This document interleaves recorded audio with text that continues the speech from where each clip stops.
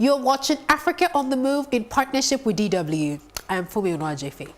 Today, we'll be focusing on activism across the continent. Not satisfied with certain issues and of course with ineffective leaders who aren't dealing with the crisis on the continent, a lot of people are coming together to find their own solutions and raise awareness. We start in Rwanda, where Freddie and Kayla have started Media for the Deaf. Let's find out what that's about.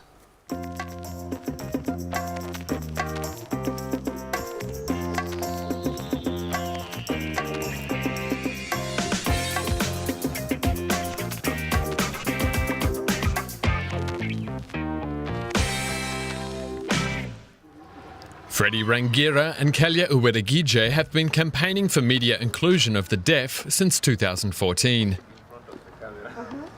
According to the latest census, there are more than 30,000 people with hearing disorders in Rwanda. Yet few in the broader public are aware of the challenges that come with deafness. The deaf community is among us the marginalized into even the disability movement. They are the one who are more marginalized than others. The idea to launch Media for the Deaf came from a research project on how the media serves disabled people. The findings were alarming. With only one news program available in sign language, deaf people in Rwanda have extremely limited access to information. After the recommendation I got, I said, what is my contribution or my solution to that problem that they are facing as someone who studied journalism and communication.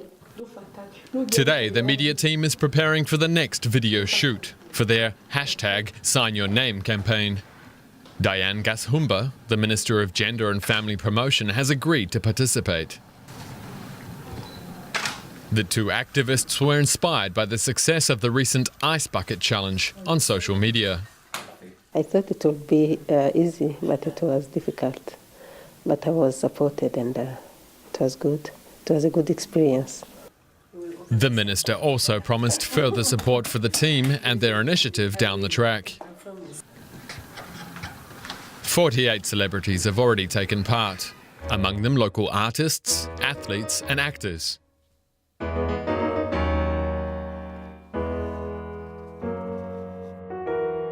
nshobora kuganira mu rurimi rw'amarenga. Ese kuki wowe utagerageza? Murakoze. The group recently won a Young Rwandan Achievers Award for their efforts.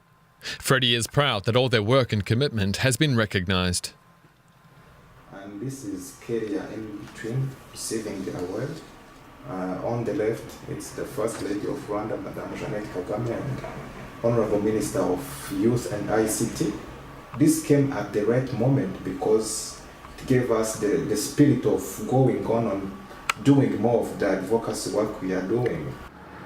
Media for the Deaf also plans to offer sign language workshops for journalists, as well as media training for deaf people. A difficult task because the young organisation is still struggling financially. So far, the 9 board members have had to pay all expenses out of their own pockets. But their success proves that good ideas don't need much to grow. We challenge you.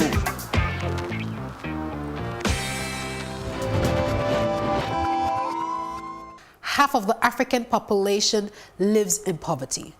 These people do not have access to basic human needs such as nutrition, clean water, shelter, and more.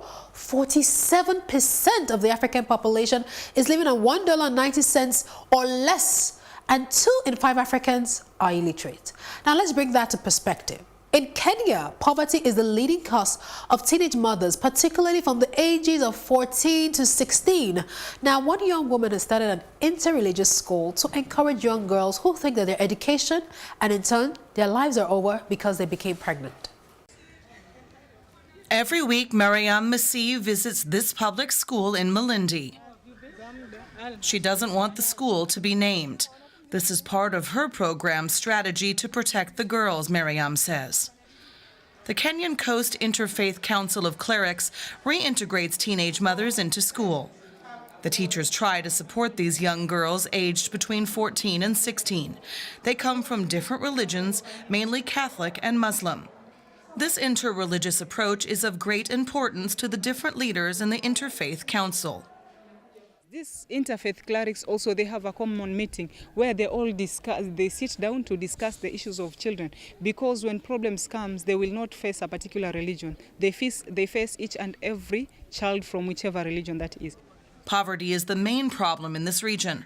Young girls get lured by men offering to buy them simple items like sanitary towels. They get abused and become pregnant. The parents will ask, if she goes back to school, who will take care of their children?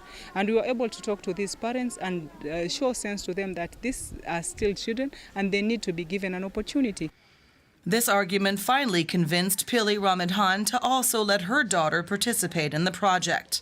Her daughter is with the green scarf and didn't want to be filmed or named. We shall call her Shumi.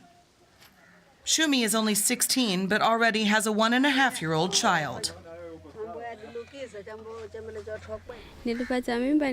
I was pregnant when I was still in school, and after I gave birth, I decided to go back to school and learn, because life will be difficult. For her mother, Pili Ramadhan, having another child to feed was a shock. She's unemployed and still doesn't know how to make ends meet. The 55-year-old widow also supports the 2 children of her son. When I learned about the pregnancy of my daughter, I was so sad and bitter that I was beating her all the time. My neighbors told me that beating is not the solution, and it's not the end of learning.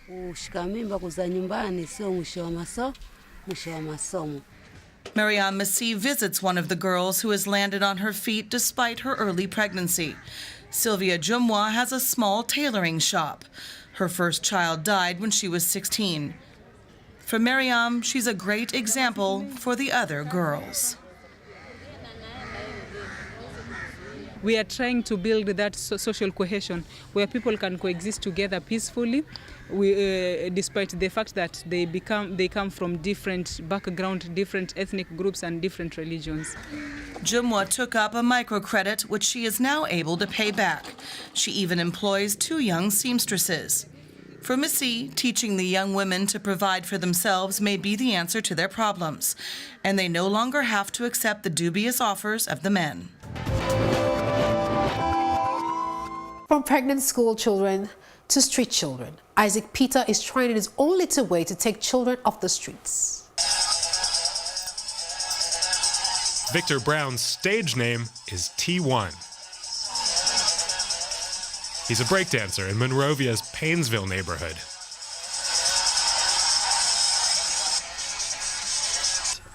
Thanks to the help of Isaac Peters, T1 is now about to go to school.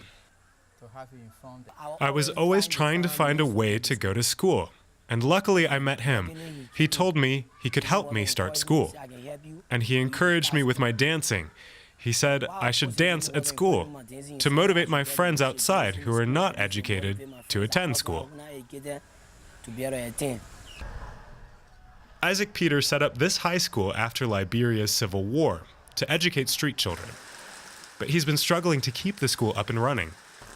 Financial problems mean it's hard to maintain the buildings. There are about 20 teachers for nearly 2,000 children, but only half of the pupils pay fees. Others, like Victor, rely on Isaac's scholarship program, co-financed by the other children. Isaac Peters spent part of his own childhood on the streets. Living the streets as a child at a time enabled me to secure a good future. And securing a good future is one thing, but it's also helped me to impact the lives of other people. And the street life also gave me an idea on how it looked like to be out there sleeping on the market tables. After classes, Isaac often heads to the local cemetery where his runaway son Cyrus hangs out. I feel that I'm obligated to him to transform his life from the grave to someone who will make a difference in life. Cyrus used to live with Isaac, but then he started stealing and turned violent.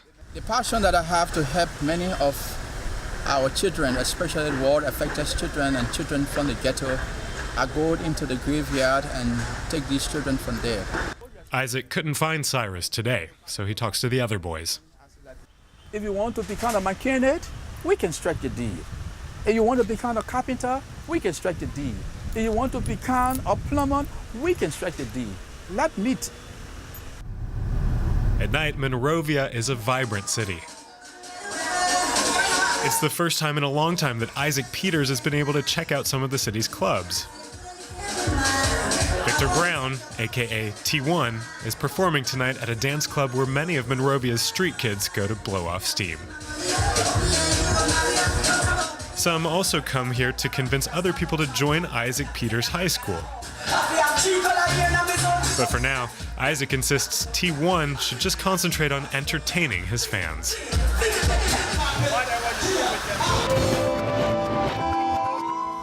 Our next activist is a journalist who is fighting for albinos in Tanzania. Let's watch Henry Adimu's story.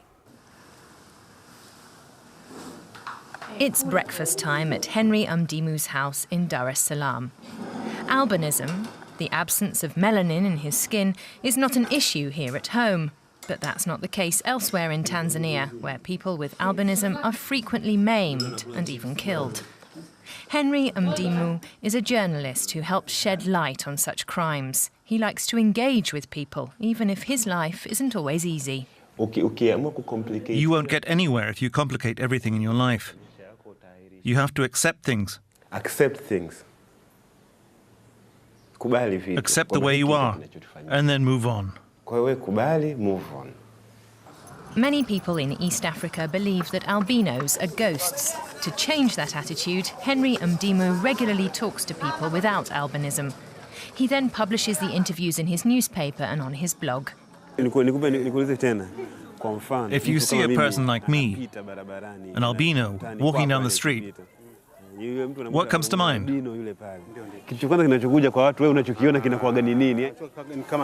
Some people see albinos as a way of making money. But to me, you are like any other human being. For over a decade, Under the Same Sun has been fighting for the rights of albinos in Tanzania. The NGO helps those who have been brutally attacked by people who believe albino body parts can bring wealth and good luck. On the black market, a limb of a person with albinism can fetch $5,000, an entire body hundreds of thousands. Mariam Stamford is one such victim.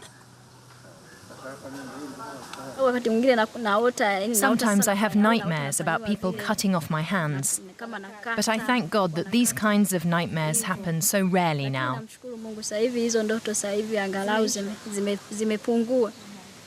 Her assailants have never been prosecuted. Crimes against people with albinism are often not fully investigated.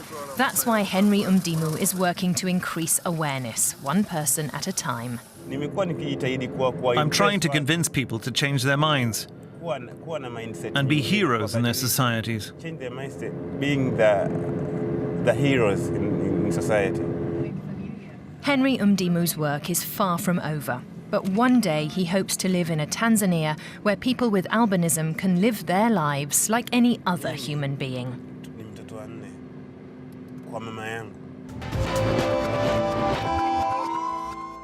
Corruption, corruption, corruption. It's not just a buzzword in Africa, it's the reality we live in, and it affects all spheres of our lives. Jonathan Udoma in Liberia is speaking against corruption in the education sector.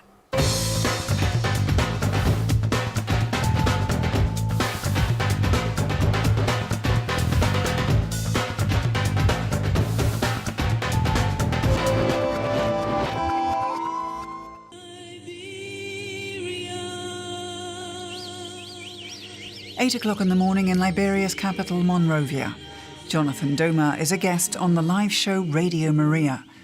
He reports about the latest incidents of corruption in the education system. The 28-year-old works for the Center for Transparency and Accountability in Liberia. Today he speaks about corruption in schools, about teachers putting money intended for books into their own pockets. The radio show is an important platform for the activist. It is important because the public depends on us a lot. There's a lot that is expected of our work by the public, so we always try our best to share the result of our works, our findings, our research, the findings of our research to the public. Tell us about some of those things that you are currently working. There's a lot of interest in the show. Every day, more and more people talk about corruption in government institutions and in politics. Despite some initial progress, Liberia recently fell in the world's Corruption Perception Index. We are the common people who benefit from the resources that this country has. For all the resources that the country has, we cannot see it because of the corruption. Corruption is a very, very serious problem in our country. Very serious to the extent that every part of Liberia is being affected by corruption, the public sector and the private sector. Jonathan Doma and his colleagues at Sental would be fighting a losing battle were it not for their dedicated volunteers. Their problem, when they cover a case of corruption, it doesn't mean that the offender will be punished. The activists aren't giving up, though. In fact, they're starting to see results. Here at the University of Liberia, students are staging a protest against rising tuition rates. They're upset about a lack of transparency. Jonathan will meet with the University Council to clarify some important points. What will be done with the money that is expected to come from the students? What improvements we expect to see? For example, the institution lacks a functional library. They don't have computer labs. They are talking about internet on campuses. None of them are actually happening here right now. After a week-long standoff success, the president of the country rules for the status quo to be maintained. There will be no raise of tuition fees for now. More importantly, though, it's a good sign for Liberia, says Jonathan Doma, that more and more young people are stepping up to ask difficult questions.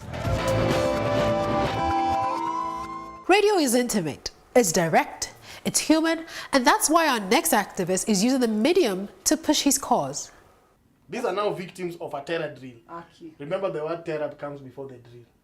So in the drill, all the way to the government, how is Uhuru reacting where he is? In his country, one person, broadcaster. Mbona umengoja that long? Sina kwa mse kuna mtu alichoka maji. Ama popa likamna. Unaekelewa ati unaekelewa kila. We finally identified the programming that relates to the youth and fully represent. And I remember the theme that I had in that change is that now I'm going now to create a radio that is a friend. A different radio that is not Mr. Know-it-all, whereby the hosts are assumed knowledgeable and knows. I want to create a radio that can also learn from people. Conversation iendelee, tuchanuane tukiwa mayuti. Na Ghetto Radio 89.5. Unajua huko hata nishapata mrembo. Nataka kupanda mbegu huko Kataka. Haru Ghetto Radio. Pirokti na kukua na sikupoa. Nikakuja paka hapa. Ule nilikujanga hapa. Nikakuja nikafanyiwa interview. Kufanyiwa interview sasa. Siku ingia mara hiyo siku kuwa presenter hiyo siku. Nikaenda nikamaliza wiki kama moja kwa street. Sonko wetu maji akanitumania.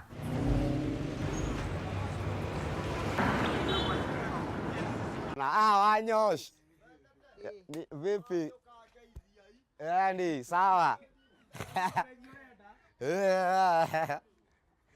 Base. Poa. Kanyoba karia twakoma no yona ne okite ngamuhe kiraro ka ngui. Aria twenda kunyitirwo nawe. Ghetto Radio tu nilikuwa tu naisikianga hivyo, saa zingine nilikuwa tu nafungulia Ghetto Radio nasikia marege nikiwa mtaani. Unajua masafara wengi wanapenda Ghetto Radio juu wakati uko pale mtaani ukiweka Ghetto Radio unasikia poa, ukisikia rege hata kama huna kaki. Paka hivyo. Kama kazi inakuwa kabisa. Kwa keti jo.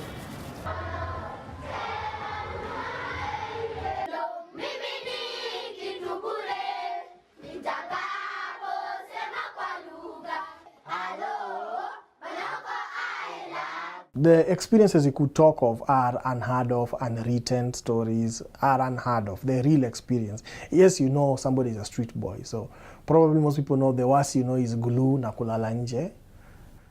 The beat everyone will know generally. But now when you start to talk, you'll find a lot of issues going on there. But those issues were unbroadcasted. So what will you be fighting and pushing for this week in your own sphere? And to quote the words of Margaret Mead, never doubt that a small group of thoughtful, committed citizens can change the world. Indeed, it is the only thing that ever has. That's all on Africa on the Move this week. See you again really soon. Bye.